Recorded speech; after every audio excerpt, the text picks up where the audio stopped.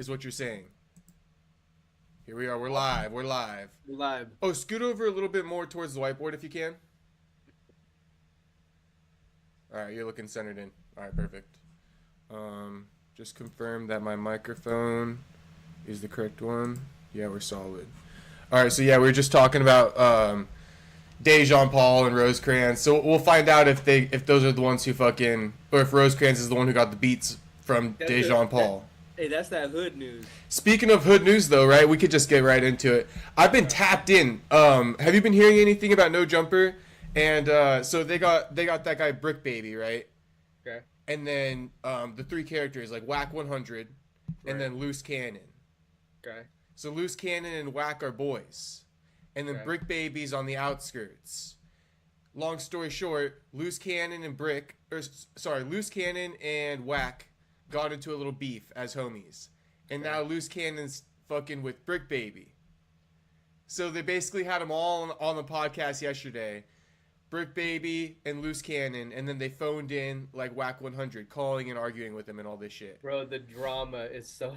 Yeah, it's over some crazy bullshit that like I don't even want to explain. But long story short, this morning, Brick Baby and Loose Cannon and Big U and all these guys got like arrested in LA. Did you see this? Yeah, I did see that, yeah. Okay, so I'm just like, knowing some of the lore, Brick Baby and Loose Cannon were not homies like last week.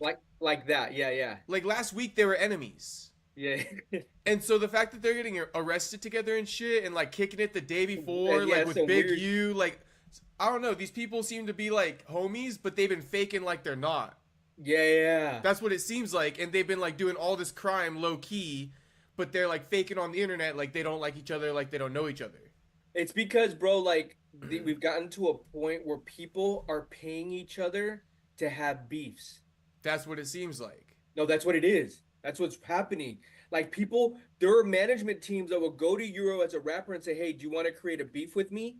We'll do an online IG live and we'll start getting into it. And they're paying people to do this. It's crazy. And I don't know that whole story. I don't know what's really, but they're even saying that Whack and Loose faked their beef.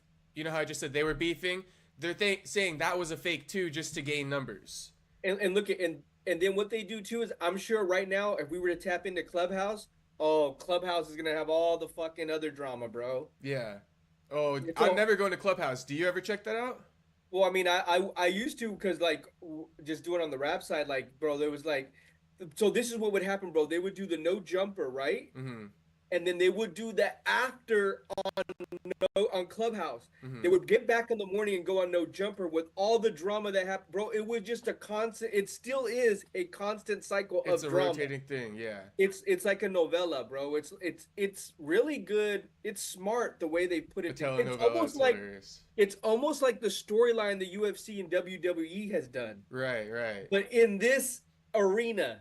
And they've like manufactured like all these characters and these big names and these like the stature of levels.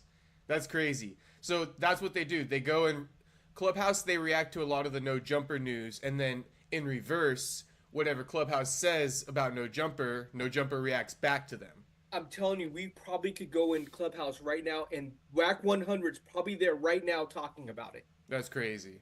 I'm like 99% Can you? sure. I mean, pull it up if you want to. I don't have it up. But you don't have it, okay. No. All right, I'd be curious to see. But he probably is because of the arrest and shit. So I don't know, we'll see. But I'm also thinking that these guys basically, if they have been doing like, doing organized crime together, right? And then they're like online acting like they don't know each other and that they're enemies to like keep a cover.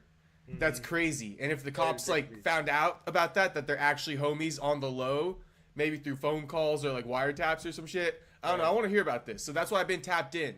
Because these two things. Next week I'll look into it too. We'll have a lot more information because it's going to be played out all week, you know? Yeah, let me know what Ray says. Does he like follow along with this shit too? Not as much. Not as much. Well, whoever you got, ask them about it. Like whoever knows some of the inside shit. I will. Okay, so this week, we got UFC London, right? UFC Vegas 104 just recapped. And then we got a couple other things. We got Bryce Mitchell. We got Jon Jones. We got Conor McGregor at the White House. Right? So we got all these things going on. Chronologically, let's just start with 104. Okay. You know, I said it's a good card, but to be honest, I didn't really watch it. But they were good fights. It turned out to be good. All finishes. But I didn't watch it because I'm invested in storyline. It's just different for me. It's So so funny. You said it was good, but I didn't watch it. yeah. Well, I said that because remember, I don't know if you saw my tweet, but I said that initially I was hating on the card, but this is going to be a good card. That being said, I still didn't watch it. Yeah, the tale of the tape almost is that the diehards, they love it because you get these up and coming rising stars, guys that were on the Dana White Contender Series, right? Mm-hmm. Get a lot of young talent matched up against another young talent. Big picture, the average guy that knows who Conor is or knows who Jon Jones is, they have no idea. Bro, they probably don't even know who Marvin Vettori is or Roman Dolidze. You know what I mean? Right. They're not in tune, but your diehards, yes. They love. That's what I've been noticing because you kind of, I'm in the middle of the, almost, you know. Yeah. It's almost like when you bring up another organization to me, I'm like, not really in tune to that. Right. But almost same scenario here. But there were some good up and comers on there. Yeah, the diehards love it. I think also the younger generation, they fuck with it.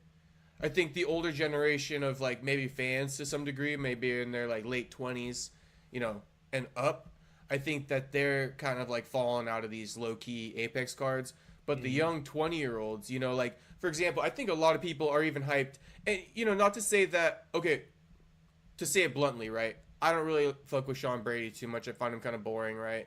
Even Leon, he's kind of a dud. He doesn't give you much. But I think a lot of the younger fans, they're really excited for this fight. And I'm excited for it too, but I think they're just excited on even like another level. Power to them. It is what it is. I think this card will be good though, for sure. This upcoming one. Oh, the London one, okay. I'm just skipping ahead a little bit just because, even with Sean Brady and shit, he doesn't pique my interest. But that's just me. I think he piques a lot of other fans' interest. Same with like a Roman Dolidze and shit. I think fans do like him. I think the name value for London and that it's at an actual arena hypes it higher, right? Hypes it up, right? Yeah, because it's not at the Apex and it's actually in front of a crowd, so that changes things right there. Leon Edwards was a former champion, just one remove fight from there, so I think that hype value goes too as well. Leon Edwards win and puts him right back in title contention. Roman Dolidze and Marvin Vettori, they don't have that wasn't a title contention fight. It wasn't. So speaking of that though, you think that they should? Because the biggest thing, you think they should rematch or no? 1-1. Marvin Vettori? Yeah, and Roman. No. I say no as well. Yeah, for what? What are they? They're doing? 1-1. They're even. Leave it alone now. Yeah, what are they doing? Like, if it was they're not even this. Are you going for a run for a championship or not? Right. They're not even. Maybe if it was for titles and shit, it'd be a different story. But yeah, go move on with your careers and chase the title. And then Marvin Vettori doesn't even bring out like he's not wearing the cup and he has to go back behind the yeah. Like, it's always something with that guy. Yeah, I mean, he was locked in. He was locked in. He's ready to fight. But like, he reminds me of like that white blonde that's real ditzy. But yeah, like the what do you call it? The stereotype. A Ken. A Barbie. Yeah, Ken. Ken. Yeah. He's a Ken, bro. That's so in funny. Miami. He's a Chad. He's like a Chad. Yeah, that's what he is. But those boys, they went to war. Good shit. So I agree. It was a good fight. Not much to say about it though. It was just a solid fight. Let's see who Roman gets. You got any thoughts on that for anyone? Marvin Vettori called out Brendan Allen. Run it. Brendan Allen's on a losing streak. I agree. Run it. Run that. I agree. Run it. You can hype. You can put a storyline behind that. Did they fight? Was that a real fight with them in the casino? They did. Yeah, they fought in the casino. Okay. That was real. It was such a weak fight too. I was like, what? It was like a high school weak ass shit, but they had to do it. It really was, bro. Like, I'd be embarrassed if I was Brendan Allen. Like, dog, come on now. I know. Brendan Allen kind of looked corny in that, didn't he? It wasn't a good, especially if you're a UFC fighter. Yeah, it seemed a little childish. I would say this: if you're in a high capacity area with a lot of people, we were just talking about Dijon Paul and that dude when they bro, that's what it looked like. It looked like two average street guys. It didn't look very good. Yeah, when you're two professional guys, you know what I mean? Get paid for it. Right. But yeah, Marvin Vettori is good. Chidi Bang Bang missed weight, but did get a good win. Good I think shit. Dos Santos to me is on the back nine. Mm-hmm. So, there is that. Acosta got the win. I'm just thinking of that Kevin Valajos calling out. I didn't like the call out for Kevin Valajos. I liked the win, Mm-hmm. but I didn't like the call out. Like Who'd he him and call Silva, out? Jean Silva. Gene's already got a fight. Exactly. Yeah. And Gene's already kind of rising, right? Mm-hmm. Kevin's trying to get there. So I thought that was another bad call out. Jean Silva's not gonna. There's no way he's They're gonna like fight. 3 fights between each other. Right. You know what I mean? Vallejo got to win like 3 fights to even And be in exactly. conversation. Exactly. Like I get where your mind's at, but there has to be another name. You know what I mean? Like, because then he started like trolling Jean Silva on Twitter. I was like, bro, like he's gonna fight. If he fights Bryce Mitchell, now he's in the top 15. He's not even thinking about you. Mm-hmm. Somebody just said right here, yeah, but Vettori sucks. Brendan Allen beats Dolidze. Dolidze sucks as well. The doctor made Chitty to not cut more. So wait, okay, so the homie thinks that Vettori sucks and Brendan Allen beats Dolidze, but honestly, I think Vettori beats Brendan Allen. The Brendan Allen we've seen and the Vettori we saw, I think Vettori beats Brendan Allen. I think that there's a chance. I think if Brendan Allen was smart, he takes fucking Vettori to the ground and he fucking submits him. Yeah, but I don't know. I think Vettori can like defend that shit. You think so? Brendan Allen's a beast on the ground. Brendan Allen's good. Here's my thing, right? I feel like Brendan has kind of shown that he does like a guy who's like a real fighter type thing, like who's got that dog in him. Like Brendan doesn't seem to have that dog. To like he didn't have it enough to win over those scrambles with Hernandez. Yeah. I mean, it's such a. Dolidze sucks as well. The homie says though. So he thinks all 3 of those guys suck.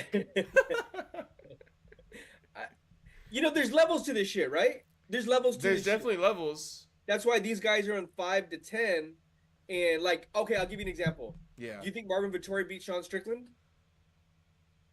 I don't think. I don't think so. No. I don't think Dolidze beats Sean Strickland either. Dolidze, you don't think he beats Sean Strickland? No, because I guess to your point, there's levels, right? Robert Whitaker, I think he beats those guys. Izzy, I think beats those guys. Chimaev beats those guys. Those are 3 or 4 guys we're talking about a top 10, right? That'd be top 5 that are right there. I know I'm missing one more name that it's a top 5 guy. It's honestly like A tier, B tier. You got the A tier guys that you're mentioning, but then there's the B tier guys too. Exactly. Because Sean Strickland would outperform them, all of those guys on the feet. Strickland, yeah, he would. And he's got the grappling to kind of like they can't take him down and shit. Well, right. And he already finished Brendan Allen once. Right. So now, Brendan Allen's the best of those guys. Here's the other thing. And Imavov beats all those guys too. Yeah, except Strickland beat Imavov one time. So that's a good match. So now we're playing matchmaker. Right, but that's also that A tier. You got Imavov and Strickland. They've beat those guys, right? Yeah. So they are kind of the A tier. Exactly. And they could even run it in the future. Yeah. And that'd be some good shit. Yeah, and like Anthony Hernandez trying to get into that. So yeah, I think we both talked. Bo Nichols about your boy, your boy Bo Nichols. Yeah, did you see what I said too? I'm like, this cannot be a 15-minute grappling match. So sorry, striking match. It has to be. These guys have to grapple, and somebody's got to beat somebody's ass on the ground. That's what we all want to see. We do not want to see shit ass striking. You know what I'm saying? Yeah, no, I'm following you. It cannot be a striking match. I had to put it out there. I hope Bo saw it. And shout out to Bo. Even though I say these things, when I speak on it, if I have enough like thoughts to like say even something negative to some degree, it means I'm excited for the fight. You know what I mean? And I'm saying like, don't do this so I can enjoy the fight. So I'm looking forward to watching it. I was asking, do you like the home setup or what? Yeah, it's pretty chill. This is the new setup over here, huh? Yeah, I'm trying. I didn't go to the station today. Okay, so you're just like in your bedroom type shit. Yeah, I got the home setup. Okay, tell me about it a little bit. So I got the homie fucking war room right here. Okay. I got fucking the Mexican wrestler. Yeah. Versace glasses, the panda bear, the you know what I mean, like little like I'm working on my setup over here. I might just take That's why I gotta show you. I was like, hey, this costs $5. This little shelf. Yeah. I gotta figure something out. I gotta go look at some inspo or something like that. $5 shelf, bro. I'm actually gonna see what DC and Chael have for theirs. Well, Chael has that set up, like he has the whole backdrop. Like it's like Right. wood, he's kind of in the corner. He is in a corner. Logo. He has his logo. I think DC has like a TV behind him, but DC changes it up a lot though. It's like a display. No, yeah, it's a TV, but he like changes pictures on it, but Okay. it fills up the camera space in the back. See, I think you leave the poster and then you put two shelves behind you, like one on each side. But then what do I put on the shelf? Whatever you like. I put the Mexican wrestler on mine. Yeah, I gotta figure it out. Get Like some UFC swag. gloves. UFC gloves. Made some Joaquin Buckley swag. Yeah. Except then I'll have like a welterweight on, and they're not gonna like see in that. That's what I was thinking about. You can't like show too much like favor, I guess. Yeah. With your merch, you got to be like neutral merch. You know what would be cool is like every fight card, you get like a new like poster you could just print out. Mm-hmm. But anyway, we're getting too much. What's the next? Okay, so that'll conclude 104.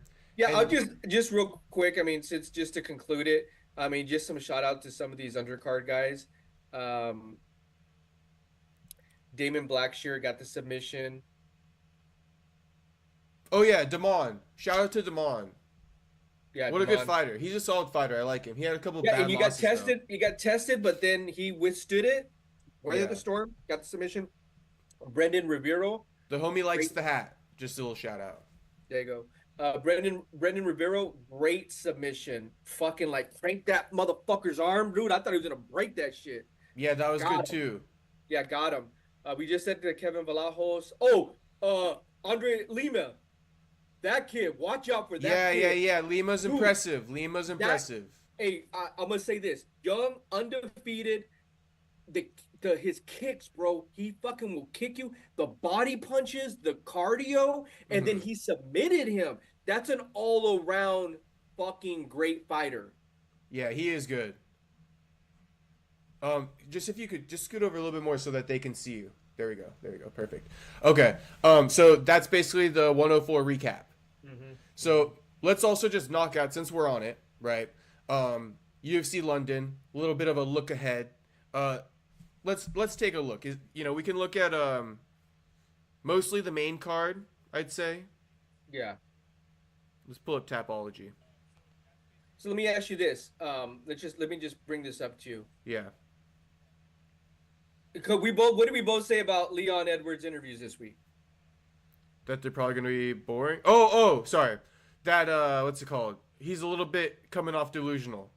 Bro, it seems like a lot of these fighters after these losses, they have to make up something in their mind to be like, oh, this and that. Like, I wish most of these fighters just took the L and be like, hey, he was a better man that day, but let's run it back. Like, I want to see that, but let's fucking run it back, man. Like, I know that motherfucker won't get me again. Instead of harping on it. Now, the time zone now, he's going to be what? At his regular time zone in London. So there won't be any excuses here. And I do agree. And I guess I don't remember. How did you feel about him fighting so late versus Bilal, and Bilal kind of being more on that Chicago time zone? So it was a little bit more earlier in the day just for his like mental state. Yeah, I didn't give it that to Bilal. Like I figured they're both on the same thing. Even though Bilal came over to London, like, I don't think that Bilal was necessarily like still locked in on that time zone. I'm sure like he adjusted a little bit over the week that he was there towards the London time zone, and he was like basically. So you think it was fair game? I think it was fair game. Because I think Tom even said, wasn't he the fight before? Tom was the fight before. So I think he had said it too. It's like, and I was thinking about it, and I was like, there is something to be said. Let's say you and I do the podcast, and we're just doing podcasting, right? Right. 5 a.m. We're gonna be a little different than when we are right now. Right. And that's just talking. That's we're not going into a ring. You know what I mean? Like, right. having to actually have a physical fight. But So but I was thinking that basically whatever defects Leon experienced, I think Bilal probably experienced too.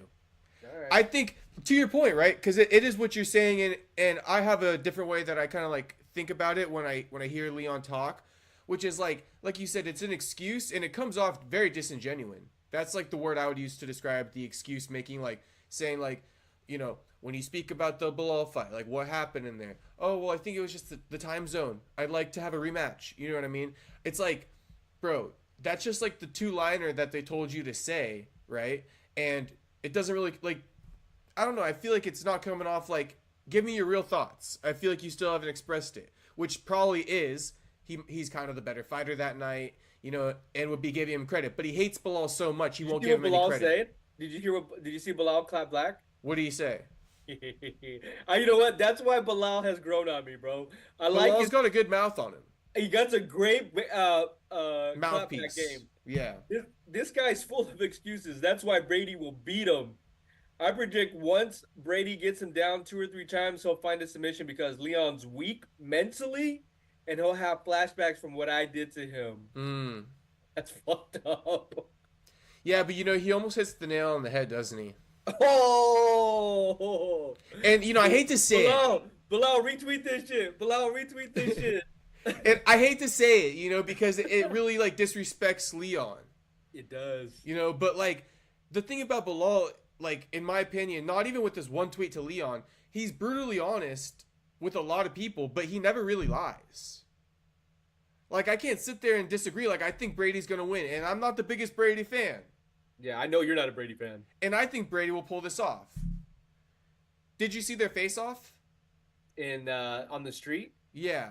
I hate those street face-offs, bro. But did you see it? Like did you I did watch see it, the whole interaction? Yeah, I mean, Leon like broke eye contact. He's like, I don't know. I can't put any weight on those. you don't put any But weight. tomorrow, is it today or is it tomorrow? Media day is today, right? Oh, It's shit. in London time, so it's gonna be like 3 a.m. The weigh-in or the press conference? The media day.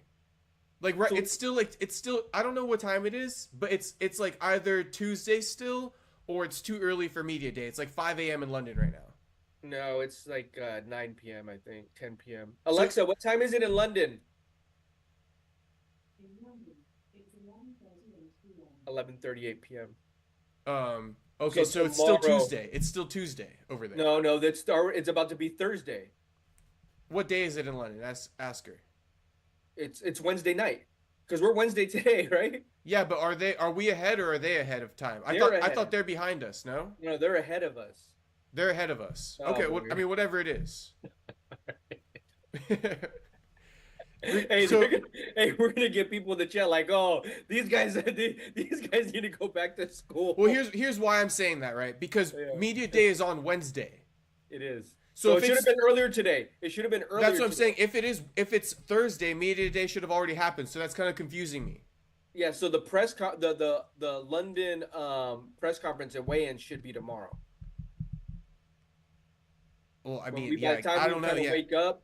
By the time we wake up, it'll probably be. Oh yeah, going they up. are ahead, right? So, yeah, that's odd. But I guess, because right, the weigh-ins will basically be at like 5 a.m. on like Thursday night.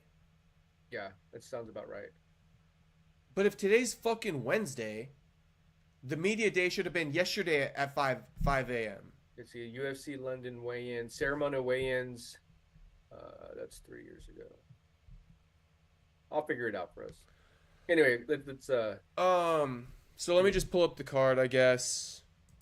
Let's see if they have the weights. That's always fun if they fucking give us that little treat.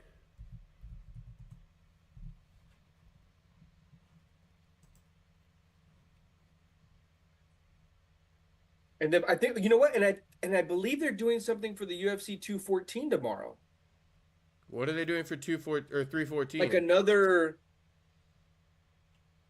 Oh, so they got their check-in weights. Oh, they already did that. Hey, Leon is 25 pounds over. That's quite a bit.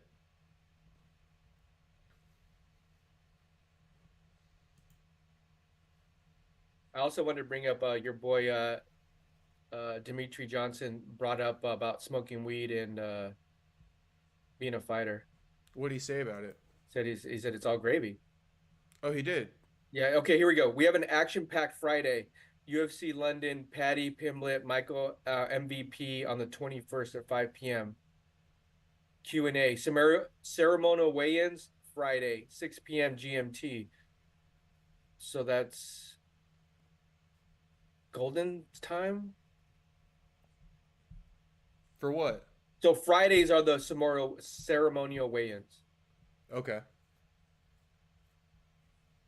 So tomorrow will be probably So they got a press conference and media day. yeah. Basically like Paddy after Pimblett. midnight tonight. It'll all be done probably by the time I wake up in the morning. Yeah, yeah. Yeah, okay. That's what sucks about these fucking international cards is by the time I wake up, all that shit already happened. Yeah, so And I 11 gotta a.m. rewatch it. 11 a.m. the 21st. That's Friday. Okay. 11 a.m. And it's just Paddy and who else? Our time. 11 a.m. our time. It's Paddy and who else are they showing? Then that's different. I think that's like at 10 a.m. I have to go back and find it. My bad. Okay. No worries. So let's take a look at this London card right here. I just looked at the prelims and MVP. Okay, so it's a what do you call it? Like the guest Q&A. Athlete So Q&A. Yeah. Paddy and MVP will be on the big stage with like one of the fucking like John Annex or something. Bisbing. Got it. So we will skip previewing this prelims card. Okay. We'll hop into the main card, and really we will just kind of talk about the three main fights. Kevin Holland, Gunnar Nelson. Kevin Holland's dropped back down to 170. Really? Yeah, and he's coming in right with the weight advantage. He's weighing That's 185 for fight week. Gunnar He Nelson lost it. right now checked in at 181.9. He lost to RDR. That's right. Yeah, but also Gunnar Nelson seems to be, you know, a little bit light coming in this week. So Kevin can kind of like, you know, outmuscle him in theory. But a lot of people are thinking that Gunnar Nelson is going to submit Kevin Holland. And I forgot, why did Kevin Holland move up to middleweight when he was a welterweight? Because he was losing? He doesn't ever really give explanations for things. So, you know, he's never explained himself. I think it's just that he doesn't like to cut weight. That's what he says. Yeah. So I will say this, just to the prelims, Chris Padilla, watch out for him. He's been on a nice little tear. Okay. But with Gunnar Nelson and Holland, you picking Gunnar or are you picking Holland? We'll pick Holland. You're going to pick Holland. I'm going to pick Holland. He's an underdog, plus 124. Gunnar minus 148. You know, somebody commented on the post I made, and they said, no woman will ever let me down more than Kevin Holland has let me down. Oh. And I fucking, like, laughed at that shit. That's funny. That was funny as hell. He does. So, because like, it's like what you said. Sometimes it doesn't seem like he takes it that serious. I don't know what it is. I just don't know what it is. Well, Joaquin thinks it's the money. He thinks he's getting six figures, basically, to show six figures to win. So he doesn't give a fuck because he's getting six figures whether he wins or loses. I can see that. Yeah. So he doesn't really want to be champion, but he wants to get picked. Well, the Black Donald Cerrone. Did you happen to see the clip or no? Yeah, okay. Yeah. The Black Donald Cerrone. Yeah. I think that shit's pretty funny. Yeah. Yeah. The Black Donald Cerrone. He'll always be like the gatekeeper. Yeah. And he fights often. You know what I mean? Fight often. He's entertaining. You know, he's what word do I want to use? Entertaining, I guess. Yeah, entertaining guy. He kind of finishes or gets puts finished. on a show. And right. It's always a finish usually. Yeah, and it's always, you know, he always has his character. He has a character. Yeah. So I don't know. We'll see. But Kevin Holland. What did he tell Rampage? You don't know what a 4570 is. What is it? A 4570? Yeah, it's like a bullet caliber. I know it, but it was the 4570 caliber. Yeah. I'm gonna write that down. 4570. I'm gonna start telling people that, like gangsters. You don't know what a 4570 is, homie? Yeah, right. Slipping, dog. It's like if you just do pistols, though. I don't even know if like you would know about that. That's like some AR shit. Yeah. So going off that narrative, right? We're both picking Holland, but dude, if you lose this shit again, like you're letting us down, just like the homie said in the comments. Like no female could even let us down more than you, Kev. You know, so please, Kev, we're pulling for you here. Like you know, it always probably comes off like hatred for Kev, right? But I was even defending Kevin with his jiu-jitsu, with the RDR, and he fucking made me look bad. You know what I'm saying? So it's like I do defend this guy, but then like the truth is the truth, and sometimes the truth hurts, especially when you're losing. And I think he personally did that to offend you. You think so? Yeah. Just to make me look bad, right? Yeah. Oh, He's yeah. like, nah, he fucking defended Why me. would he Fuck win? that. Why you didn't step in? He's like, So I guess I got to go the other route, you know. But here I am picking Kevin again. Here I am picking Kevin again. So you better not fucking lose and try to like disappoint me again. You know what I'm saying? So Jan Blachowicz, Carlos Ulberg, that's some good shit. Oh, actually, you know, I just want to put one thing out there. Do you know Gunnar Nelson is like Conor McGregor's main training partner from back in the day? I didn't know that. Yeah. So when Conor was coming up, right? A little lore for you. Gunnar was like his main training partner, undefeated guy too. He was fighting at lightweight. And so he was kind of like a rising star, super like talented. But he sat out for a few years, came back for a few fights, then sat out again for like a few years. So he's kind of like been off and on. But this guy came up with Conor basically, super talented. So coming into this fight with Kevin, dude, he's no slouch. Like this guy's probably one of the best grapplers in the UFC at a certain period in time. Okay. Yeah. So we'll see. He's a little bit lighter than Kevin. He's older. He's smaller. But believe me when I tell you, he's got the skills to submit Kevin. It just depends. Has Kevin been training and game planning, or is he going to come in there willy-nilly? Because if he comes in there willy-nilly, finished. When was the last time he fought? Gunnar, it's been like 2 years, I think. Oh, okay. So that's what I'm saying. He keeps sitting out for long periods of time. Got you. But, okay, so on to the co-main. Light heavyweight bout. Big one. Jan Blachowicz, Carlos Ulberg. Ulberg's been on a tear. Blachowicz coming in off a layoff. Number 3 versus number 6. Number 3 versus number 6. And Ulberg's number 3? Ulberg's number 6. Oh, okay. Ulberg's number 6. Okay. Yeah. He's the favorite, minus 225. Coming in, a big 220. What's his name? Blachowicz coming in at 214.9. So, you know, 15 pounds to cut versus a little less than 10. Right. In Ulberg, yeah, okay, so he's 12-1. Same reach, same leg reach. 6'2 versus 6'4. And I guess too, like this is gonna be real Ulberg's first real competitive, like someone that's has a name. Well, let's put it like this: a former champion. Yeah, exactly. Yeah, exactly. So you beat a former champion. I don't really care about the age. You know, you're gonna be solidified. You get that next opportunity. Yeah, Blachowicz' last loss was to Pieta. It was a decision split. Draw versus Ankalaev. KO'd what's his name? Rakic? Rakic, yeah. Rakic? Yeah. Got submitted by Glover.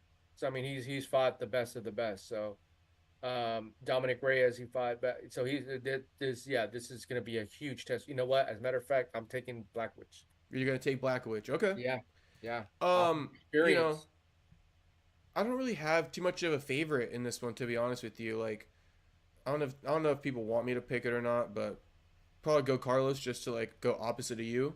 Okay. But I think it's pretty close to like a 50-50. You know, because we're talking about a former champion, right, and a guy who's got to prove himself. So that's my thing. Yeah. We haven't seen that from Carlos yet. If I see how he performs against Jan, that'll be able to base something off like his future fights. Right. Okay. Yeah. Your projection. Yeah. You lose this, like, all right. Exactly. So moving on to the main. We got Leon Edwards, Sean Brady. We kind of talked about it a little bit. Kind of going with Sean Brady going into it, right? But to tell you their check-in weights, 185.2 for Leon and 182 for Sean. All right, so they're Sean looks big too a lot. He's Yeah, I mean, Sean's, you know, he's got that grappling coming into it. Leon's got the striking. Classic matchup right here.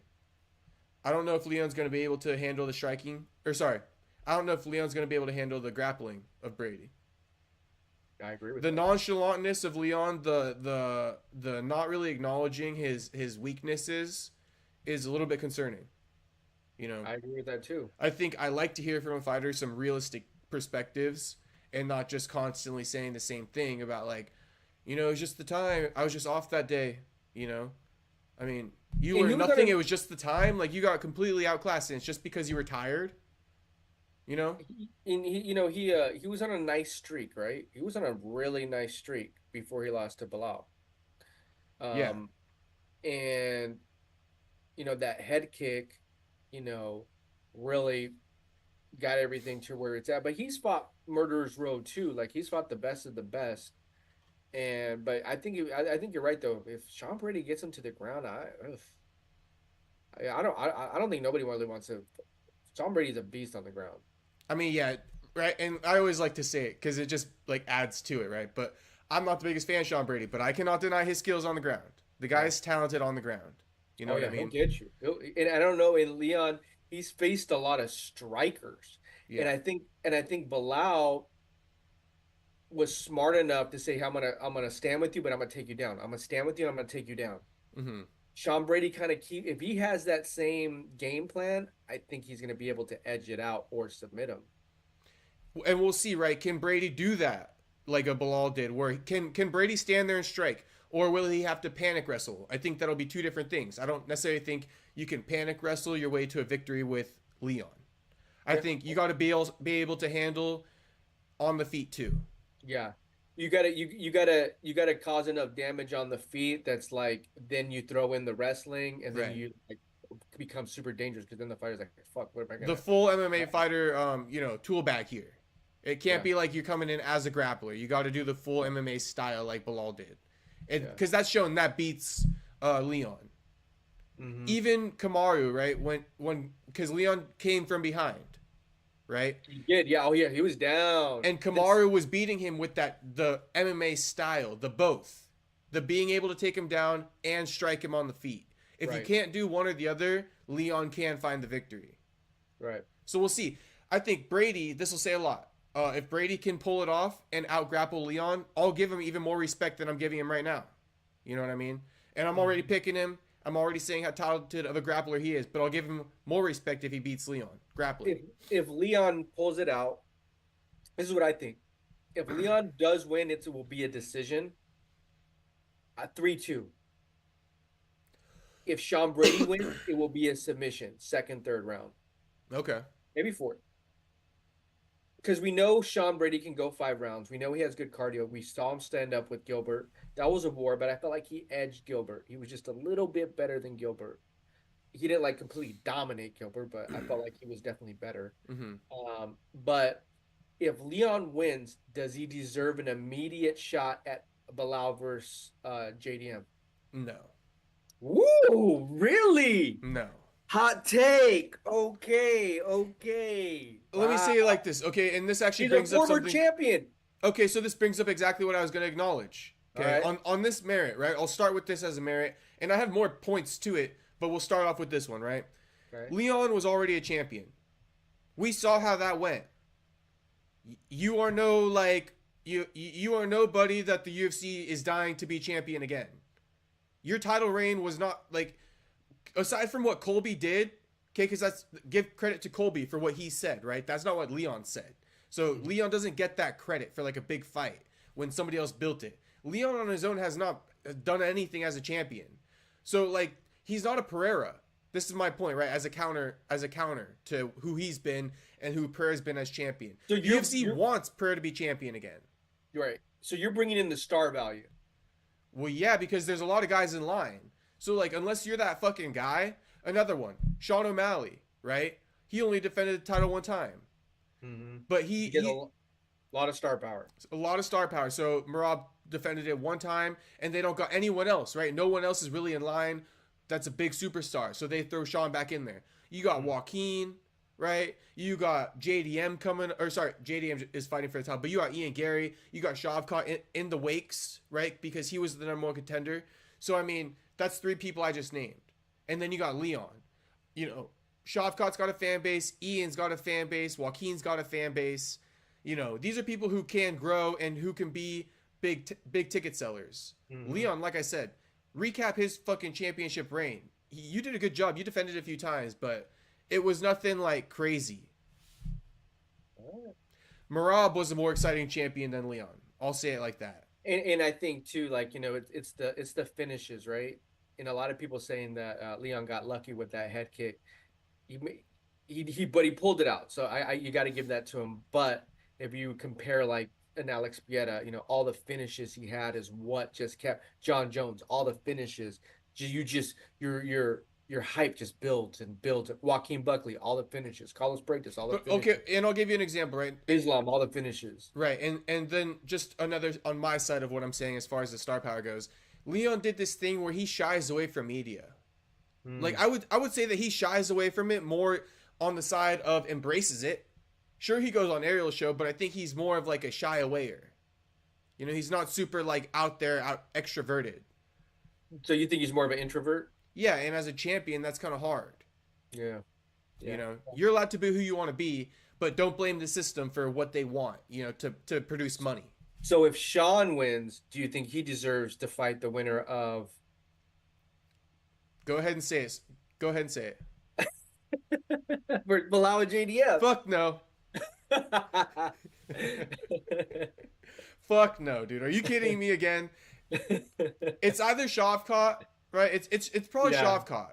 It's probably gonna be Shavkat, yeah, for sure. It's probably gonna be Shavkat. 100%. And if not Shavkat, then somebody needs to fight Shavkat for a #1 contender.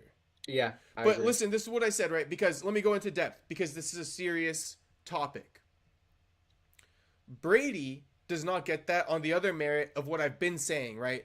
Brady is stepping up for the UFC here because he hasn't been stepping up, because he hasn't been doing anything. You know, and he's been calling out Ian, and then when Ian needs an opponent, he doesn't take the fight. So, like, because Brady finally owed the UFC a favor and had to step up because there's no other option, like, you're not getting a title shot, brother, because Ian stepped up to fight Shavkat, you know what I'm saying? Joaquin stepped up to fight Colby, like, all these things. So, you know, you're kind of in the same boat as these guys. So, right, one of you guys can maybe fight Shavkat for a #1 contender. But we got to see. Like, you know, you got Joaquin. If he fights Kamaru, that's still big. Like, oh yeah, it's huge. You know, there's a lot of moving parts, and Joaquin is almost becoming a legend slayer. And Kobe wasn't a legend, but he was a guy that was up there, a big enough name, right? Right. Kamaru would be another like big name to slay. And just to even give it another comparison, right? Yeah, I agree. I really want to see the Kamaru fight. That would be super entertaining, honestly. But who knows what's up with Kamaru. But what I was just going to say, too, is Sean Brady never beat a former champion. Joaquin's beat a former champion. So that's what I'm saying. Like, Sean Brady, you're going to be up to Joaquin's level now. Like, that's what a win over Leon gets you. Is, like, you just beat a former champion, so you're on Leon's level now. Or, sorry, Joaquin's level now. You guys are both, you know, competing for spots now. But right now, you're, like, below him. And, you know, this fight's going to prove it. And what did you think about Leon Edwards saying that Ian Gary didn't want to fight in London? He got the call. Joaquin Buckley wouldn't be able to make weight. He got the call. What do you think about that? Because when I heard that, I was like, I don't know if that's 100% true, but you threw it out there. Yeah, okay, so that's a great question, right? I believe him when he says that. Okay. I kind of believe him when he says that, but I guess I'll have to ask Joaquin that in like another interview. But my whole thing is like, why would Ian Gary say now he doesn't want to fight in London? Like, why would he say that? Oh, I think so. He also said Ian Gary got offered, or I was talking about Joaquin. I believe they probably offered it to Joaquin, but it was too short of notice. He said Ian Gary said he doesn't want to fight in London. He said Joaquin said I wouldn't be able to make weight. Oh, okay. Yeah, you know, to be honest, it's a little bit of a wobbler, because if Leon's telling the truth, right, it doesn't make sense why the UFC would like ask those two guys who just stepped up on short notice to step up in a month. And again, and you know, that's what I'm saying. Brady was the perfect one for this, because Joaquin and Ian have both done this thing already. Okay, I see what you're saying, because it was supposed to be JDM versus Leon. And they had to move him. So in doing that, and they had to move JDM to fight Bilal because Shavkat was still injured. Is that what happened? Yeah. Okay. So it would have been Shavkat Bilal. Would have been Shavkat Bilal. Shavkat said, "Okay, you know what? I still need time to recover." So then the UFC probably made a call. What, February, to Yeah, Ian Gary? Ian guys, oh, that's probably not enough. No, I'm not going to be able to. And Joaquin, like, I don't know, that's not enough time too. So exactly. when what you're saying is like, hey, Sean, here's your moment. Like, hey, all these other guys have been stepping up. This is your turn. Exactly. That makes sense. I can follow all that. Yeah, Yeah. exactly. Put that on the. Let me put that on the homie board real quick. All right, All put right. that on the homie board. We got So here. We got there. on the fucking Always Sunny in Philadelphia fucking Exactly. um Imagine, bro, we do the next show and I got a board going with a bunch of lines. yeah. You ever watch the show Manifest on Netflix about the plane? Maybe, but I've definitely seen Always Sunny. There's one too where their plane crashes and like they're like flipping in between like time spaces Oh, and really? he's trying to piece it together so he has the same type of board and shit. Really? I love that shit. Yeah. But with all this being said, okay, I had another point I wanted to make, which is like, let me think about it real quick. With Leon? With Leon, oh, this is what I was gonna say. So because I want to call this out, right? I find it weird that like because if this is true, right? And I can't say too. I can't. There's stuff that let me preface it like this because I might come off saying it weird. There is stuff that I know, but I haven't asked if I can say it, to the public, so I can't really say all of it. But I find it odd because Ian Gary said he wasn't offered that title fight, right? Right? Yeah. Joaquin, DC said that Joaquin was close to getting it. Whatever that may mean, right? That's the only info we can go off of. But they both didn't get it, right? And so the fact that they got offered, so to speak, Leon, I believe they both should have been the ones to get called for the title fight. But like, I guess they're not in the same boat as is Sean Brady. And I guess the reason why is because JDM was supposed to fight Leon, so it's like, okay, we'll just move you up because you've been kind of in training mode. That's I guess so. But it's like, if he's been in training mode, why? I don't know. Because like if you're in training mode, just kind of, you can fight sooner because you're in training mode. You've been training. Why are you calling guys who haven't been training to step up in a month? Call those guys for the fight 2 months from now. That's more time for them to train. You're saying keep JDM there. I think they should have kept JDM and Leon. Yeah. And again, called Joaquin or Ian to step up for the fight 2 months away. Yeah, there's no way they could deny that, right? Right. But instead, they called them and they're like, yo, you want to fight in a month against a guy who's not even like, for the title? They're like, fuck no, dude. I just fought Colby. I just fought Shavkat. You know what I'm saying? Now you want me to fight Leon on a month's notice? When I was just thrown all around, like you gave me Ian Gary, then you gave me Colby Covington, and then from Ian's perspective, it's like you gave me Joaquin, then you gave me Shavkat. Like, I'm not doing all this shit for you. Where's Sean Brady? Go call him. That's what I'm trying to say. Like, it's always ending up like that. Like, go call Sean Brady, bro. Like, don't fucking call me asking me to do that shit. I want a title fight. Yeah. Again, Ian Gary just lost to the number one contender. So it's like the number one contender can't step up. I see you could call Ian Gary. That's not crazy. You know what I mean? And then with Joaquin, that whole thing played out. You could call Joaquin. That's my thing. So I'm not going to go in circles and keep saying it, but I believe they should have been called instead of JDM, and you should have kept, Leon and JDM and just moved them sooner to fight. I'm following you. Okay, I'm picking up what you're putting down. But with that all being said, Sean Brady wins this one. He's on there with Ian Gary, with Joaquin. And he's favored. Favored to win this? Yeah, minus 155. Yeah, he is. I was surprised at that, but all right. Minus 155 plus 130. I think it's because of the demeanor Leon puts out. Maybe if Leon was more confident, and had more bravado, people could understand where he's coming from. But he's everything's close to the chest. I think that grappling is really standing out. Yeah, I agree. I agree. Making a difference in those odds. So, Bryce Mitchell. Oh boy, right? Oh boy. Oh boy. This man. This man. I woke up like, hold on. You got a clip? Morning, y'all. I need all my Christian warriors to pray for me that I would have peaceful sleep. Every single night Show us since it. the day before the press conference, I've had demonic dreams. Legions of demons are attacking me every single time I sleep, and not one time have I seen any peaceful sleep since that day. These demons surround me, and they try to fight me and provoke me to anger, and then the dream will switch, and they'll send beautiful women, and they're trying to get me to lust, to cheat on my wife. Satan's using two of my weaknesses to try to expose the evil in my own heart, which is anger and lust. However, Sounds like every band. where I am weak, the Lord is strong. So please pray for me, especially if you're fasting right now. Please pray that I would have peaceful sleep, that God would send Michael, Gabriel, Uriel, and Raphael, Samson, and King David to watch over me and protect me with the shield of faith. Yeah, but how's that Jean Well, Silva? keep it going. Keep it going. Keep it going. But You'll hear it. You'll hear it. Remember, guys, we wrestle not against flesh and blood, but against spiritual wickedness, dark principalities, and evil powers in high places. Looks like it's gonna end.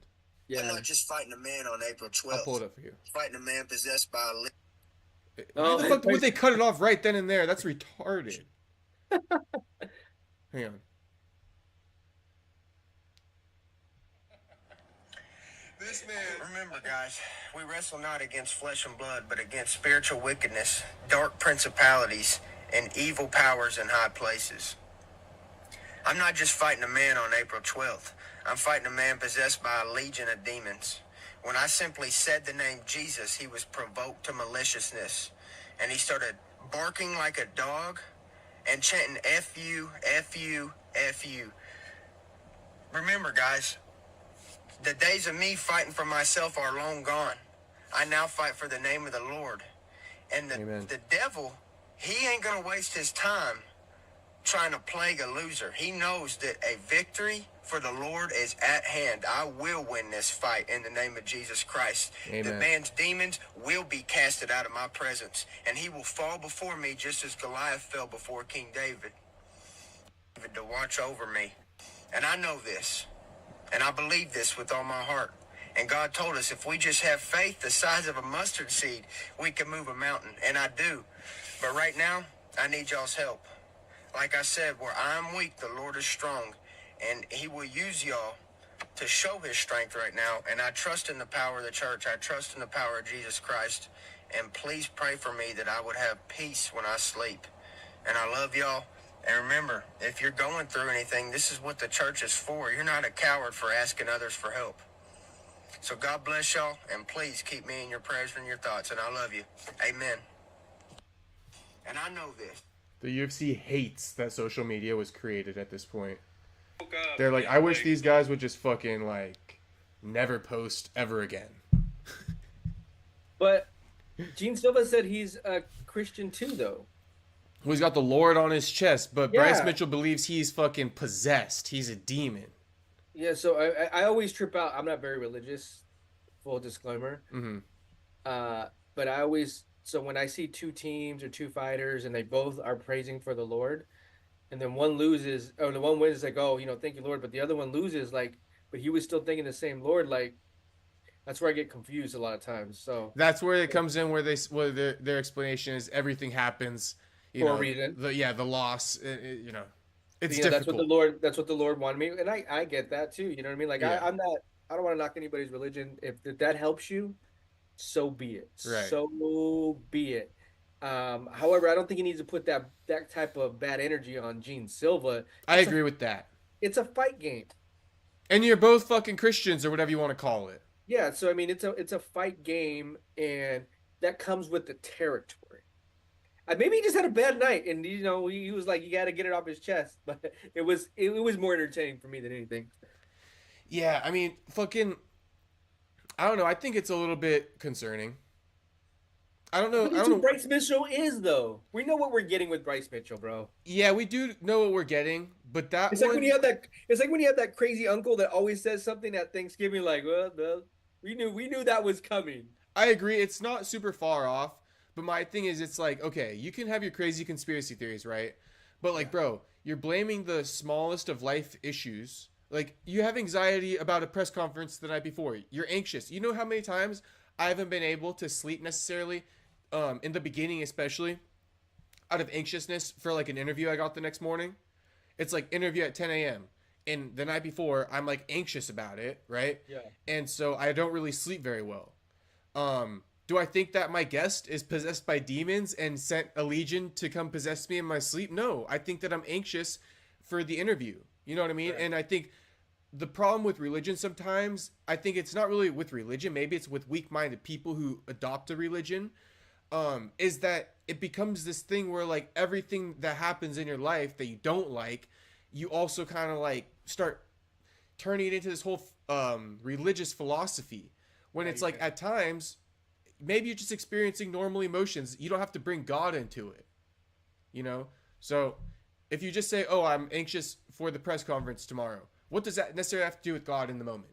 And honestly, if he's being tested by his vices, like sexual vices or women, what you said earlier, that's every man. That's every person goes through that as a human being to make the right decisions, right? Mm-hmm. So, And Bryce is down a slippery slope. So let me say this too. I'll give you a little tangent, a little story too. Okay. Bryce is going down a slippery slope, and here's why. People who start to do this shit, like start fucking shaming yourself for like being horny for chicks, bro. Like, bro, do not let this shit get to you, man. Be you. Like, you're a normal fucking dude. And this is the thing, right? It's a manipulation tactic to some degree, and it's on you to fall for it or not. But this happens in religion. So let me give you a little story. Have you ever heard of this woman who was a YouTuber? She has kids, right? A Mormon YouTuber, and she basically filmed her whole mothering of her children. I kind of heard this story, yeah. And her son, down to his skin and fucking bones, right, walks to the neighbor's house and gets help and like was about to fucking die, like just completely malnourished, all this bad stuff, right? And that's basically what the end of the story. But in the middle of that, the father was removed from the house because he's also so fucking religious, and they had a therapist that came in and basically told him like, you're jacking off, you're watching corn. I can't be saying that word, I guess, for YouTube. You're watching corn, you know what I mean? And you're doing these things. So like, you need to leave. You know, you're doing these evil acts. You need to go stay somewhere else and separate from your wife and all this shit. He separated from his fucking wife, okay? Right. For like 2 years. And over the course of the 2 years, these kids were tortured and abused by the wife and the therapist. Mm. And so that's just an extreme example to some degree, but like that's how much somebody can who's really religious, it can the whole lust idea can be used against you as far as like separating you from your kids, your family, and everything. So, Bryce, you have kids, you have a wife, you know what I mean? And you're still gonna be horny, bro. It's okay. Mm-hmm. Yeah, learn self-control, you know what I mean? Like, I agree with you. But the thing is, it's just weird to me how these people really start to like shame themselves for that. Yeah, it's and I guess too, it's like, we're all a reflection of our own selves. What you're saying, and he's who knows how demonic some of his own sexual perversions are that he's trying to suppress. On the low, right? Like how much has he freaking jerked in the last 3 months? If it's only like 5 times, no wonder he's going fucking crazy. Maybe, yeah, who knows what it is, right? Maybe he went to the strip club and he didn't tell anybody. Oh, that kind of shit too. You know what I mean? Like maybe his sexual perversions are on another level and he's trying to use the Lord to help tame them. And, hey, the Diddy, look at Diddy, bro. You know what I mean? Like there's levels in this sexual perversion shit. Bro, you know what? Did you heard of that show White Lotus? No. It's on HBO. And the scene this past weekend was the craziest shit I ever heard. I'll give you the snapshot to try to do the rated R version and not the X-rated version. Okay. So the guy's in like Bangkok, right? Where Right. anything goes, right? You could have sex with a hooker that's a guy that looks like a girl, right? Mm-hmm. The guy said that he got the only way to get off was to pay a hooker to watch him getting gangbanged by three guys while he was thinking he was that girl getting fucked. I'm like, what did I just hear? That's some That's Diddy shit. insane. That's exactly right. I That's can't some even believe Diddy they wrote shit. that in a script. Bro, I was like, what What did is I White Lotus? It's a show on HBO. Bro, I was like, and then like this scene Yeah, of the guy, his face was like he's hearing his friend tell him the stories like, and I found the Lord. I'm a Buddhist now. that's He crazy. told him the steps what he went through to get there. And the guy's face, I mean, they're both actors, right? But the actor's like, all right, I got to even take that in. Yeah. Damn, that's wild. That was wild. Well, I mean, maybe Bryce Mitchell needs to, lay off the corn a little bit if he's that fucking devious. But you know what I mean? Everybody's got their shit. I mean, Sure. think about it. I always think about it like this, right? Kind of like two perspectives. If you smoke weed, right? I'm 28. So I'm like, if I feel like I'm like, oh man, smoking weed's like unhealthy, all I do real quick is I go, okay, Snoop Dogg's like fucking 60. He's chilling. So like, that's my base, right? Like Snoop Dogg is like our base, like for the top Yeah. smokers out there. Like if you smoke a lot, Snoop Dogg smokes more than you Well, and he's like 60. it's anything in life, right? But here's You, my other example. yeah, Um, wait, what were you just saying about, what were we just talking about? sex. Yeah, Then yeah, yeah. And if you watch Corn, right? If you watch Corn all day, every day, okay, fine. You could be whatever you want to call it. But bro, I mean, if you're bad, then what makes the Corn stars bad? You know what I mean? The ones actually making it, the ones doing it, going into that work environment and having the emotionless, intercourse, so to speak, right? So if you think you're bad for jerking it, you're not worse than the Corn stars themselves. You know what I mean? And I'm sure they live a fine life. And it's like whatever you perceive yourself to be is what you're gonna be. So if you want to think you're the worst person in the world for freaking jerking it, that's what you're gonna be. You know what Yeah. I'm saying? So that's my little tip to Bryce. Like I'm a Christian too. We can all be raised religious. I was also scared for a while about like repercussions and all that stuff. I kind of was like, dude, I'm just gonna live my fucking life, and like it is what it is, bro. Like I'm a good person. Like I'm not gonna be all down on myself. and you're right. Perception is reality, right? Mm-hmm. In your background and your history of I don't mean to get too psychological, but you know, you and I, bro, I know people that do CrossFit that go way overboard. Mm-hmm. You know, it could be any variable you put in it. Life is about balance. You Right. know, you can go. I mean, you can have your. You know, you can go overboard with sex. Now, if you start creeping into like, oh, I'm fucking I'm sleeping with hookers, and I'm doing this and I'm doing that. I'm traveling across the world to go. You know, be with women or trans people that are like under 18. We're that's a whole different conversation, right? Then you're a sicko. There's levels to all this shit, right?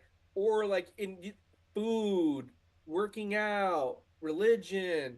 There's so many different variables that you could put into balance, balance, And balance. so, with that being said, your whole life doesn't need to be Bryce Mitchell, God. You know what I mean? Like, God is a great thing. Whether you want to believe in Him or not, everybody has their own beliefs. But if you believe in God, in my opinion, it's a good thing, not a bad thing. You know what I Sure. mean? I won't fault you for it. So that's all. That's all cool with me. But don't make it your fucking whole life's worth and your whole identity. Like, Well, live your here's my life thing. too. Here's my thing. Everything Do in that. moderation. Here's my thing. Do all of that. Do all that with the Lord, right? Yeah. Go as far as you want. But you don't need to bring Jean Silva up in this. Well, that I agree with too. Like, That's my own. There's the line for me. and that speaks to another thing, which is somewhat of like the elitist mentality in the religion. Like, no, I'm God's son. No, he's God's son. It's like, bro, you're all fucking like, children of the fucking Lord. Like, just relax. Like, move on to the fucking fight. Can we stop like bringing God into it? Like, I don't think God wants to be in the middle of this shit either. You know what I'm saying? He's like, fuck off, guys. You go fight yourselves. Like, I'm not in this shit. Yeah. Honestly, and God doesn't want people to fight. There you go. So what's he gonna do? Like, he's like, all right, I'm sitting this shit out. Like, you guys So, want to make yeah, money? Do your thing. Yeah, so that's the thing. So like, if we're really talking about the Lord, then go become a priest. Right. Maybe you're in the fight game. God's not preaching. If God's not asking you to be a fighter, actually, I think if you ask God, he probably like wouldn't want that. I guess so to some degree, but I guess it's all about your intent. Turn the cheek. Who the fuck knows? What's the expression? Turn the other cheek. Yeah. He's not gonna turn the other cheek in the fight. Well, I don't know. I don't know if it's un-Christian or un-Muslim to like fight, but I hear what you're saying. They're more about peace. It's more about peace, sure. Well, I think if you're going out like attacking people, that's one thing. But maybe the with the rules of the octagon. I don't think they care about the rules. All that, bro. No. Oh, you know what I do want to bring up? You don't think that God pulls up the rules of the octagon? He's like, hey, so You know what's it's like it's okay as long as fucking Herb Dean approves. You know what I was gonna bring up? No eye pokes. What? Oscar De La Hoya jabbing Dana White. Yeah, great topic. UFC pay. Shout out Elmo's World, by the way. What up, homie? What up, doggy? Yeah. Hey, that call out was fucking gold, I enjoyed it too, bro. Because it was like, oh, you want to get into this sport and you can't even pay your guys. Wait till your guys see how much we're getting paid over here. Mm-hmm. Stay in your lane, dog. Yeah. Oh, Well, it's a double-edged sword. it is a double-edged sword. Yeah, because also on the other end, right? Dana, if Dana doesn't do what Oscar's saying, which is pay boxers the money that they're already getting, and then the UFC fighters are like, wait, so you can pay people this money? Should we bring it up? Hold on, let me see if I can find it. Yeah, but while you find that, right, this is my point. Yeah. The other option is, if Dana pays boxers less money than what they're getting, and I don't think that's gonna work either. No, it won't work. That won't work. Well, because either. people people like this is what I believe. Dana's not gonna follow boxing's pay model. Oscar thinks Dana's gonna here's my where I kind of disagree. Oscar thinks Dana's gonna pay boxers boxing money, and I'm trying to tell you, does not intend on doing that. Dana's gonna pay boxers UFC money. That's what I'm trying to tell you. But then why would the boxers go box for Dana when they know they could go over here and get paid? It would make zero sense. So, right. So we'll have to see. No boxing. We've had interesting people come into the sport trying to promote, manage this, that over the years, and try to do it their own way and try to change the sport of boxing. Obviously we all want boxing to grow, to get better, to make sure that the fighters are always paid well. That's the most important thing about boxing is that fighters are getting paid. Unlike the UFC, where it's going to be interesting how the UFC fighters are going to react when fighters are getting so much money in boxing, and then Dana doesn't pay the UFC fighters. So it's going to be very interesting to see how it all unfolds. They can change boxing? We all can change boxing. Unlike the UFC fighters, Mhm. I was like, oh. So that was the catch of the sorry, not the catch, the backstory of what we're talking about. And my thing, right, and to the point, right, this is where we will have to see. Because like you're saying, I'm saying Dana's going to come at these boxers with UFC money. You're saying, well, then why would the boxers sign with Dana? Okay, perfect question. So let's see how Dana works it out. The option is the boxer will sign with Dana for UFC money, or Dana will pay the boxer boxing money. Let's see who breaks. Let's see who wins the negotiation. Will Dana win the negotiation against boxers, or will the boxer? And you know what's funny to me too is like, and you and I had this conversation. Even if Dana goes into boxing and he puts on the best boxing events in the world, my percentage of wanting to be a boxing fan goes up maybe 2%. If that, though, I mean, are you saying that because you have to give it a percentage? Like, I don't even know if it would go up at all. Like, Dana's got a boxer right now, Callum Walsh. You ever watch him fight? Neither do I. But and the whole thing is, the reason why I don't like boxing the way I like MMA is because of all the other aspects that those two men have to go into the fight. That I know is a real fight. Someone's either gonna get choked the fuck out, kicked, hit, wrestled, punched, boxing got too many rules. I hate the 3 count. I hate the 10 count. I hate the 3. I hate it. And I think you're like a lot of pure MMA fans. Yeah. I think a lot of pure MMA fans don't really like boxing that much. You know? I love, and that's what I love, the product of the UFC MMA. Here's what I'll say, right? I think the people who train martial arts, right, like a Joaquin Buckley, all these guys, like a Bilal Muhammad, these guys like boxing too because they train martial arts. It behooves them to like other martial arts and watch it, right? I think for the fan who doesn't train and watches it for entertainment, such as yourself, you don't see any need to watch boxing. You can just purely enjoy the UFC. And so I think Dana should realize that most of his people or his audience are fans, right? They're not people who train. They're fans of the UFC. They're not fucking UFC fighters. That's like a 1% of people who follow him. So I don't think that's going to translate to your point. And it waters down your product and what you're trying to do and your energy. Mm-hmm. But you know what? We'll see what for whatever reason he thinks the slap, whatever it's called, power slap. Mm-hmm. Another shit I could give 2 fucks about.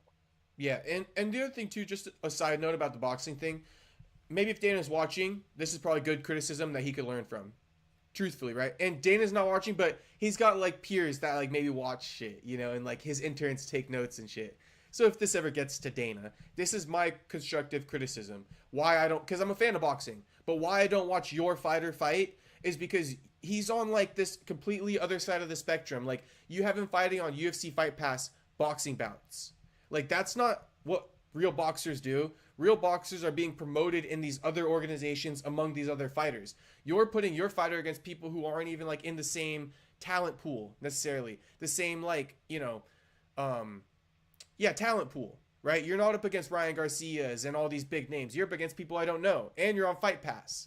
So like, I don't know, Dana, you got to find a way to like not just put boxing in your little arena. You got to come over to this arena and try to play ball. That's my opinion. Bring your fighter to this arena and play ball over here. Then I'll watch. Dana's guy is fighting Ryan Garcia. Okay, shit, I'll watch that. Dana's guy versus Oscar De La Hoya's guy. I'll watch that. Yeah.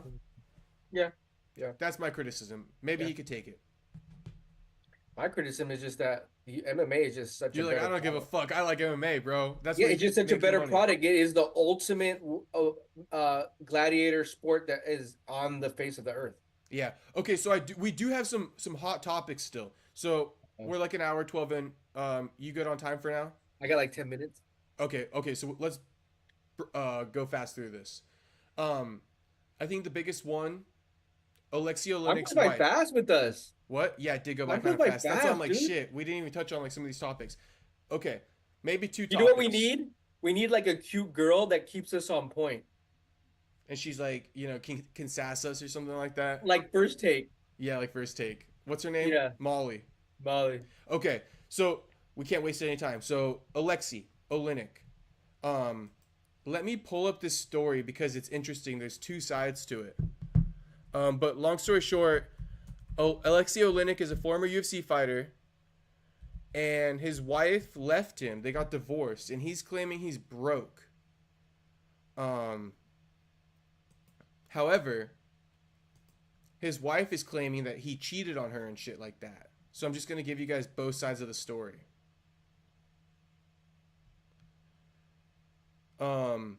This is what he said.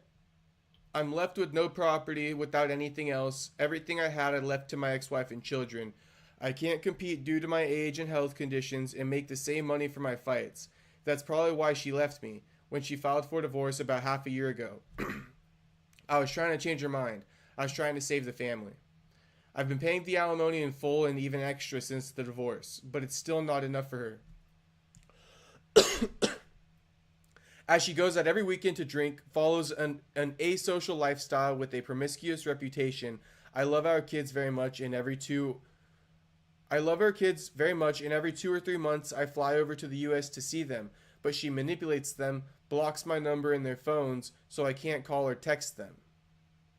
So then it goes on to say, post indicated Oleinik's wife had also spoken to a media outlet and said Tatiana accused him of initiating problems in their relationship. She alleged that she had cheated. Oh, she alleged that he had cheated on her and ultimately abandoned their family for another woman. Mm. So she's saying the opposite of him. Mm. And this is what she said. Like, I'll read the quote. Oh, wait. Give me an initial reaction while I try to find the other quote. My initial reaction is it's a sad story. Yeah. You know, you would think people, get to that age in their life, start a family and have kids, and you kind of now, being a fighter with no money, having to start from ground zero. That's a sad story, that's tough. Yeah. It is kind of tough, right? Yeah, I feel like no one wants to going into his 50s having to start over almost, you know what I mean? Like what does he do? What is his backup plan for like building a career or making money? Like there's so many layers to it, bro. Your kids, the wife, your age, your profession, yeah. No, it is sad. that money. She also kind of was with him like in all the fights. She was his cornerman. So I find it kind of odd, to be honest. Like they were pretty tight. They were very close. It wasn't just Right. like, she was married to him. She was like in the corner. And it's also an example of how people can change Mm-hmm. as time goes on. I Goals can't find her change, quote for some reason. values change, mindsets change. Kids or no kids, married or no married, um, people drift apart. Maybe she was unhappy. I don't know the whole story. I can't put, but that's a sad story. Yeah. Long story short, though, I guess is they're both claiming each other kind of like Did each other wrong. Yeah, did each other wrong. So You know who hurts the most? the kids. The kids. Yeah. Yeah. There's always these stories are always weird because I'm not one to blame other people for my problems. Like if I end up broke and all this shit, I don't necessarily think you can just blame it on your wife. Yeah. I mean, yeah, yeah. There's a degree to that, right? Right. There's a degree to that. I agree. So the last topic of the day, probably McGregor going to the White House. Some people are up in a roar about it, right? And I can understand why. That's why, because I'm kind of like, what do you call it? Foreshadowing in a way. On my Instagram post, it's lagging, huh? Am I lagging? No, kind of not really, but yeah, Okay. it was for a second. On my Instagram post, that's why I screenshotted it with the thumbnail of McGregor with a woman because of the sexual assault ruling. Hey, somebody tweeted this and quoted something from McGregor's sexual assault lawsuit, and they said, in quotes, she had to remove her tampon surgically from her vagina. And that tweet alone, with a picture of Conor in the White House, with that quote, that's it. That got like 20 million views. Wow. Like 20 million. On another platform? On X. But I mean, like on your page or whose page? Another person's platform. Yeah, they posted the picture of Conor in the White House with the quote, she had to get her tampon from her vagina removed surgically. So that's right there. One of the first things I thought. And then Conor's there with like another woman. I'm like, it's a little clueless. It's giving clueless. In today's age, it seems very normal. I guess. Yeah. But come on, you don't think it's given a little clueless? Like when you saw, okay, let me put it like this, right? Scratch everything I just said. I want to know your initial reaction when you looked at that video and you saw Conor in there at the White House with another woman, so to speak, right? And not even a man. I caught on to that right away. That's why I put it on my thumbnail. Did you catch on to that right away? When you mean the other woman, the press secretary? Yeah, whoever that lady is, the blonde lady. Pretty lady.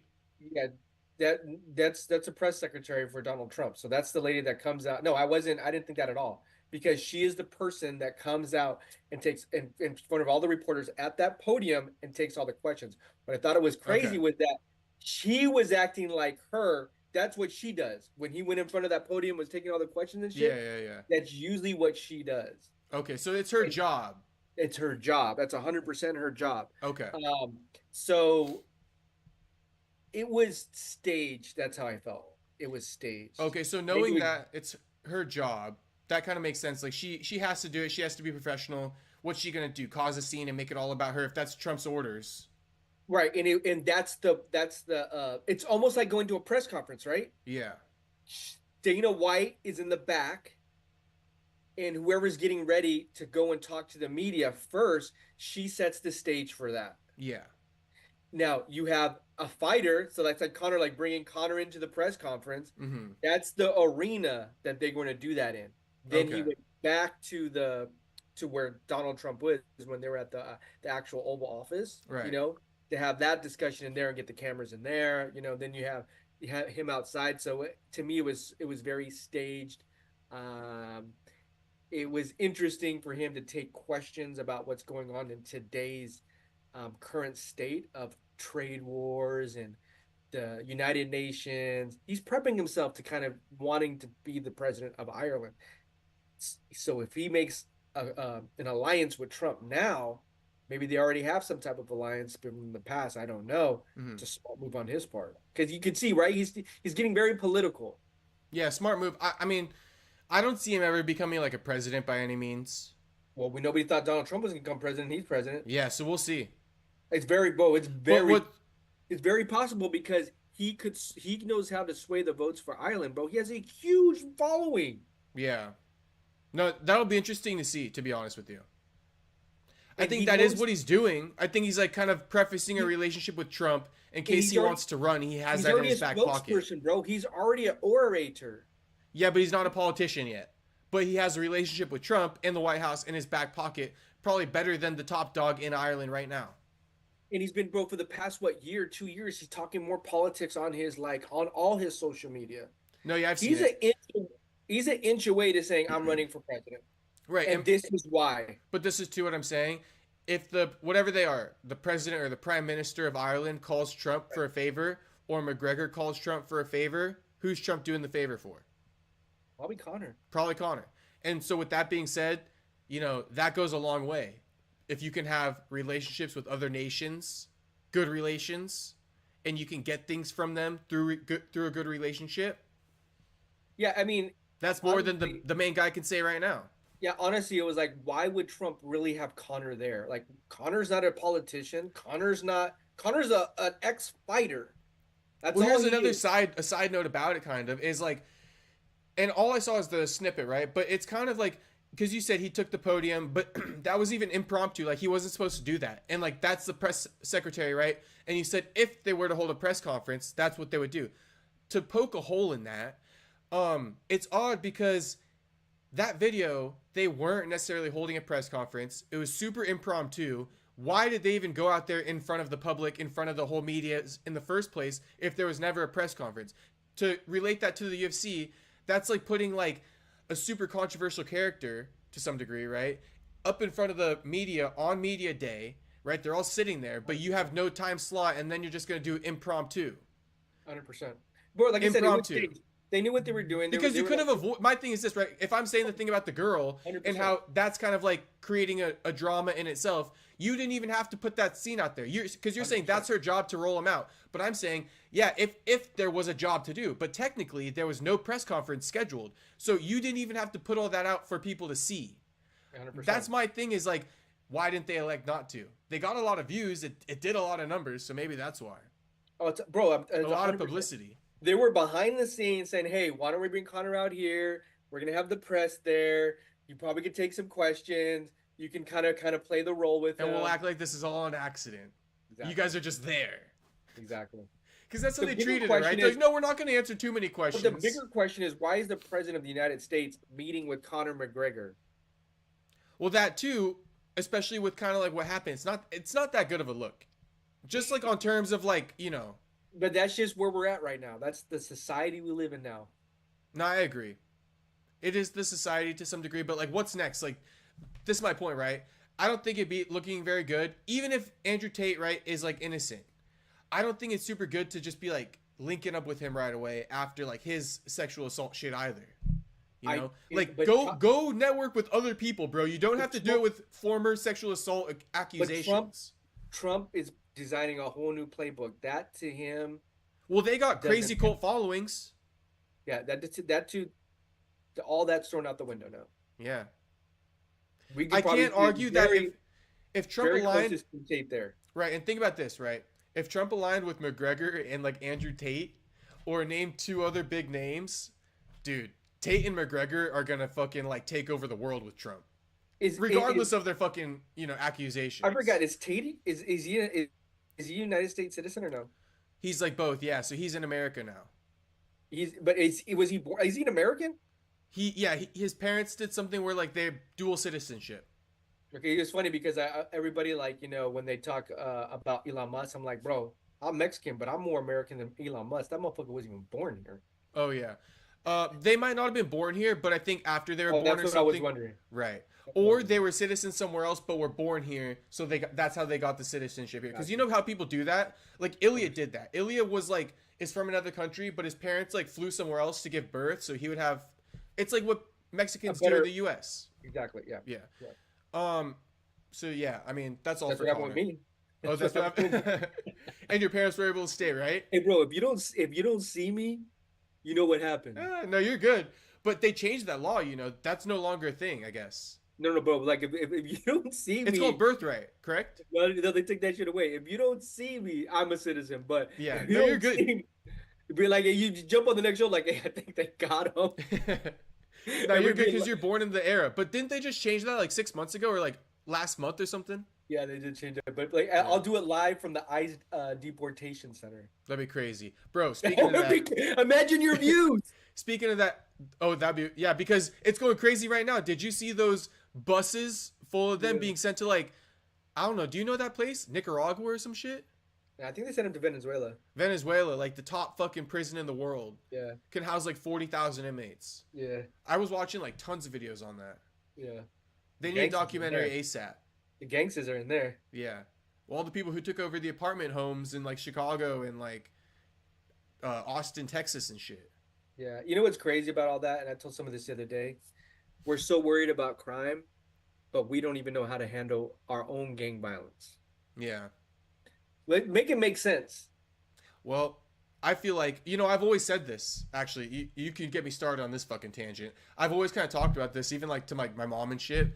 Like, my thing is this. I think it's perpetuated. I don't even see like an explanation. Because like you're saying, they don't fix it. And I've always looked at that and questioned it and be like, you could fix this. It's fixable. You choose not to fix this because you want this demographic here. You want it here. You want this to exist. You want the hoods to exist for some reason I can't necessarily explain, other than for votes. But you mean like the black and Mexican like gangs in the United States? Well, if you always have these bad neighborhoods, right, with high crime and these hoods, that's where gangs are going to populate. So you have to clean up the neighborhood, put good schools, and these gangs aren't going to populate as much. I think they want that there for some reason. Okay, there's a level, there's a definitely level of that. The second layer of it, there's layers to this. Those right? Mamacitas on the street in San Diego right now. There's layers to it, right? I mean, dude, across the U.S., right? L.A., San Diego, Figueroa Street, or whatever you call it. Right, bro. We can go to OC, and there's bad parts of OC. You know what I mean? We can go, we could go run down the line, bro. Fucking like every city across the ocean line right here, right? Mm-hmm. When they broke up families and they incarcerated people during the 60s and 70s, don't get me started either, bro. I'll go deep. You know what I mean? We're about to fucking have like a 3-hour podcast. I will just leave you with this. All right, go ahead. What you said, I feel is very true. They don't want the problem has gotten so bad. It's almost at a point of how do you fix that? Mm-hmm. Across every city and every nation, we have that same problem, bro. Atlanta, Texas, the inner cities mainly, bro. But even the smallest towns have Bloods and Crips to some degree. But there's not too many Bloods and Crips in OC. I'll tell you that right now. Maybe in Anaheim, yeah, Santa Ana. But there's still gang culture. There's still, and so it's so indebted into us that it is the poverty, like you said, the schooling, the education, bro. I told someone this the other day, bro. I'll give you an example. There's 2 algorithms in life, right? You have someone that went to school, high school, graduated, went to college, got a career, started a family, got a home. By the time he's 30s, he's starting a family. Mm-hmm. what do you think that person's going to be able to achieve in life, right? Yeah. Versus the You have this opposite other of that. side, where you have this other side, broken up families, low income, low education, didn't graduate high school, got into a gang, didn't get a college education, can't start a career, has 3 or 4 kids, has 2 baby mamas, listens to rap music, sells drugs, in and out of prison. By the time they're 30, where do you think their algorithm, where do you think their trajectory is going to be, bro? Yeah. So we live in these two different worlds in the United States, and so that goes back to what we said about them locking up people that from other countries. Okay, so be it. If you're a bad person, I agree. Lock them the fuck up, bro. Right. But if you can't even solve the own problem in our own backyard, and what you just said, we don't want to solve the problem. Yeah, bro. because right, even to this point, look how many people you just deported. 200 plus. You just evicted them from all these bad areas. You have the resources, right, to fix this shit. But like we're saying, and we can probably never solve it. But yeah, it really does. It's kind of clear to me that they want that demographic to exist to some degree. It's not going to be fixed. I lived in Phoenix. My brother passed away in Phoenix. Mm-hmm. Christmas Day. He was a Crip. Mm-hmm. Friends and family I know in and out of prison in Phoenix. And when I moved back to San Diego, I was like, wow, bro, it's the same story. I can go from right here to San Diego, from right here near downtown, Barrio Logan, Sherman, Lomas, National City, the whole Southeast, bro. There's probably 100 gangs right here in the Southeast. Hawaii. If you go to PB, it's a whole different world. They don't even know what the fuck's going on. People are killing each other down here, and we're praising music, gang culture, and it's so indebted to us, bro, that we poisoned ourselves. That it's the cool thing to go to prison. You see the videos? Mm-hmm. What do we? That's what we're glorifying: going to prison. What was King Von's, rapping about? Right. Extension, triple XXX. X. Right. But we could go down the line. So to take it further, to take it even further, right? Because there's even some people who like to go ahead and say, like, with this whole pop culture, with the rap, right? Because the rap is such an influence, like you're kind of saying, but they think the rap to some degree was even like planted. You feel me on that? Like they think that was even perpetuated to this high of a stature in media on purpose. To an extent, I agree for the with negative repercussions. And to the extent, I agree with that too. Mm-hmm. And that's why, like, for me, this past couple of years, I've kind of broken up with rap music a little bit, because I know now how much it has poisoned our own communities. Mm-hmm. And I told the DJ the other day, I was like, because we were talking about women's rap now, WAP and all this shit, right? Mm-hmm. And he's like, oh man, I don't, that's so fucking disgusting. I was like, bro, but how are we gonna throw stones in the 90s? Bitches ain't shit but hoes and tricks. Everything is about pimping. Everybody, everything was about degrading women.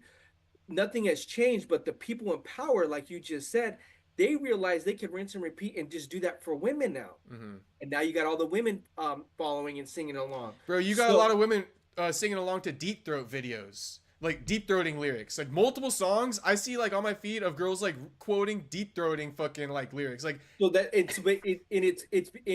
and that's like we've been tricked, right? Yeah, and I feel like once you even rap that shit and you're cool with it and you post that on social media, bro, I'm sure you do suck a mean one. You know what I'm saying? But it's become cool. But like, that's what I mean. Like the men created this.